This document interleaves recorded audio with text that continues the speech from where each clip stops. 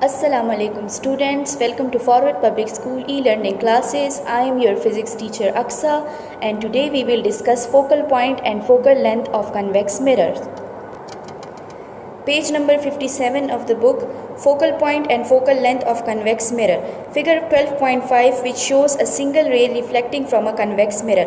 अब फिगर 12.5 में हम देखते हैं हमने एक कन्वेक्स मिरर को लिया हुआ है और एक सिंगल रे आके इसको इस पॉइंट ए पे स्ट्राइक कर रहा है, ठीक है. The first thing to notice about this diagram is that a straight line drawn through the centre of curvature always intersects the mirror at right angles. सबसे पहले तो ये बात है कि हम अगर एक सर्कल लेते हैं और उसका ये सेंटर पॉइंट हमारे पास सेंटर ऑफ कर्वेचर हो गया. अब इस सेंटर ऑफ कर्वेचर से आप जो भी लाइन ड्रॉ करेंगे स्ट्रेट, वो इसका रेडियस कहलाएगा, ठीक है. और वो इस सरफेस के साथ हर पॉइंट पे 90 डिग्री का एंगल बनाएगा, सही है. यही बात कर रहे हैं यहाँ पे भी हमारे पास, intersects the mirror at right angle. Hence the line through C is the normal to the surface at a point of incidence A. अब ये जो सी से ये वाला लाइन पास हो रहा है, ये इस पॉइंट ए पे इस मिरर का नॉर्मल टू दिस मिरर है एट पॉइंट ए, सही है. यहाँ पे ये 90 डिग्री पे इसका जो है 90 डिग्री पे इंटरसेक्ट हो रहा है, ठीक है. अब मेरे पास नेक्स्ट है, since the incoming ray is parallel to the principal axis it follows that the angle of incidence theta i is equal to the angle C A F. अब चूंकि ये प्रिंसिपल एक्सिस है हमारे पास, तो जो इंसिडेंट रे हमारे पास आ रहा है वो इसके पैरेलल है, तो हम कहते हैं कि जो यहाँ पे theta i angle of incidence बन रहा है वो एंगल सी ए एफ के भी इक्वल है, मतलब इस एंगल के भी इक्वल है. ये दोनों एंगल्स आपस में इक्वल हैं, ठीक है.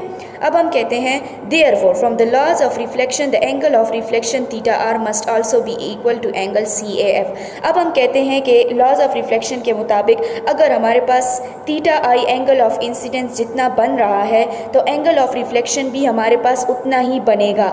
चूँकि हमने ये कहा है कि ये दोनों एंगल्स आपस में इक्वल होते हैं, तो अगर ये angle C A F angle of incidence के इक्वल है तो ये angle C A F angle of reflection के भी इक्वल होगा.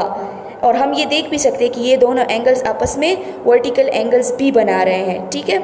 अब नेक्स्ट है हमारे पास अच्छा ये तो हो गया.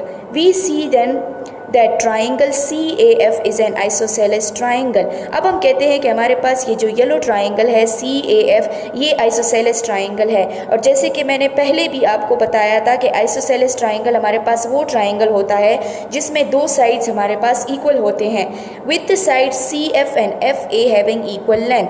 अब इसमें साइड सी एफ और एफ ए, इन दोनों साइड्स की जो लेंथ है वो आपस में इक्वल है, ठीक है. अब finally for small angles the length C F is approximately equal to half the length C A. अच्छा, अब अगर हमारे पास जितने ये लाइन जितना करीब आता जाएगा प्रिंसिपल एक्सिस के, उतना ही हमारे पास जो एंगल होगा वो स्मॉल होता जाएगा. और फिर स्मॉल एंगल्स के लिए हमारे पास जो है जो सी एफ है, सी एफ का लेंथ है वो सी ए लेंथ के हाफ के बराबर होगा. और चूंकि ये वाला लाइन इस सेंटर ऑफ कर्वेचर से पास होके परपेंडिकुलरली इसको स्ट्राइक करता है, तो ये हमारे पास रेडियस भी है. तो हम कहते हैं कि जो हमारे पास सी एफ का लेंथ है वो इस रेडियस के हाफ के इक्वल है, that is C F is equal to half of R. Therefore to this same approximation the distance F P called focal length is also half of R. तो हम ये भी कहते हैं कि जो हमारे पास एफ और पी के बीच का डिस्टेंस है जिसे हम फोकल लेंथ बोलते हैं, ये भी हमारे पास जो है रेडियस के हाफ के इक्वल है, क्योंकि जो सी से पी तक का डिस्टेंस है इसे भी हम रेडियस ऑफ कर्वेचर बोल रहे हैं. अब आते हैं हम नेक्स्ट पेज की तरफ, पेज 58. यहाँ पे हम फॉर्मूला देख रहे हैं कि जो फोकल लेंथ है that's equal to negative of half radius, ठीक है. अब फोकल लेंथ हमारे पास रेडियस के हाफ डिस्टेंस के बराबर है, लेकिन आप यहाँ पे एक नेगेटिव साइन भी देख सकते हैं. चूँकि फोकल लेंथ जो है वो भी डिस्टेंस है तो इसका एसआई यूनिट हमारे पास मीटर्स है. अब the minus sign in this expression is used to indicate that the focal point lies behind the mirror. अब जो फॉर्मूला में नेगेटिव साइन था वो हमें ये बता रहा था कि अगर मिरर की डायरेक्शन इस साइड पे है तो उसका फोकल पॉइंट जो है वो दूसरी जानिब जो है लाई करता है, या हम कहते हैं कि उसका फोकल लेंथ भी दूसरी जानिब जो है लाई करता है, तभी हमने फार्मूला में नेगेटिव साइन पुट किया है।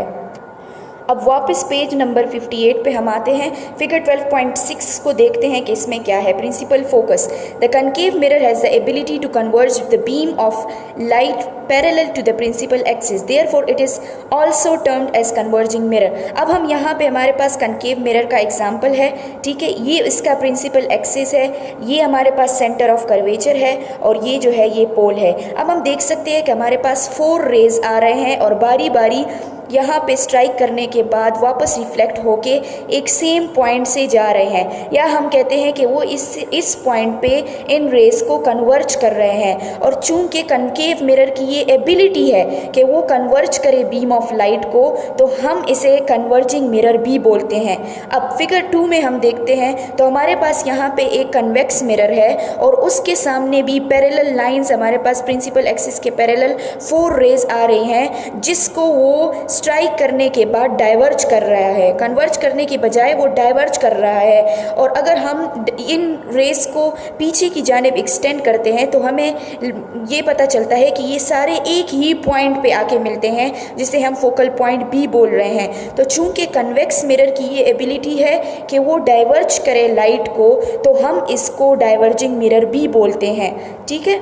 अब है, after reflecting from the mirror the rays converge और diverge as if they originate from a single point called the focal point F or principal focus as shown in figure 12.6।